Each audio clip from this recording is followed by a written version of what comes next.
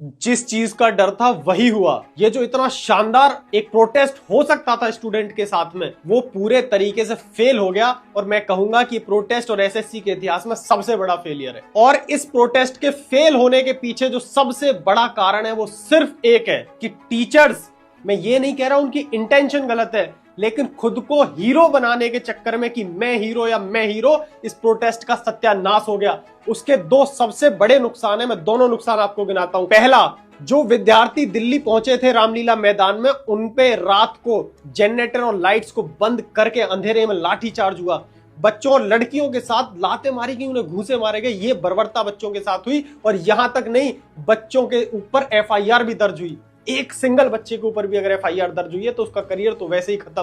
पहला नुकसान। और दूसरा सबसे बड़ा नुकसान वो यहां देख लो। Are these protesters truly for applicants और are they fuelled by the coaching centres? जिस चीज का डर था वही हो गया। देख लो, ये डीओपीटी का ट्वीट है। ये साफ कह रहे हैं कि ये प्रोटेस्ट फ्यूल्ड करा गया है कोचिंग सेंटर्स की तरफ से। ये कोई सच्चा प्रोटेस्ट नहीं है। और इसी चीज का डर था। और ये सिर्फ इसलिए हुआ है क्योंकि टीचर्स आपस में लड़ते चले गए कि मैं अच्छा हूं और मैं तेरे से बड़ा हूं, मैं हीरो हूं, बन लो हीरो। सत्यानाश कर दिया बच्चों का। SSC says glitches of computer based exams resolve, suspects coaching centres. फोड़ दिया टीकरा एसएससी ने टीचर्स के ऊपर, कोचिंग सेंटर्स के ऊपर। यही डर था। और लड़ लो। और भाई मैं ये बिल्कुल नहीं कह रहा हूं कि ये टीचर अच्छा है, ये टीचर गलत है। टीचर्स अपने विद्यार्थी के लिए हमेशा अच्छा ही करना चाहता है। सारे टीचर्स अच्छे हैं, लेकिन खुद को बड़ा दिखाना, खुद को हीरो बनाना, इस चीज ने पूरा प्रोटेस्ट खराब कर दिया। और मैं खुल के कहता हूं कि हाँ, इस अहंकार ने या खुद को बड़ा दिखाने के चक्कर में टीचर्स ने स्टूडेंट के साथ गलत किया है। और हाँ, उन टीचर्स में मैं भी शामिल हूं। मैं खुल के कहता हूं कि हाँ, हमें माफी मांगनी चाहिए इन विद्यार्थियों से। लेकिन सच ये है कि जीवन में कुछ गलतियों की माफी नहीं होती। और मैं तो पहले से इस चीज के बिल्कुल फेवर में नहीं था। अगर 5 बजे के बाद की परमिशन नहीं थी तो बच्चों को हटा देना चाहिए था। किसी भी हालत में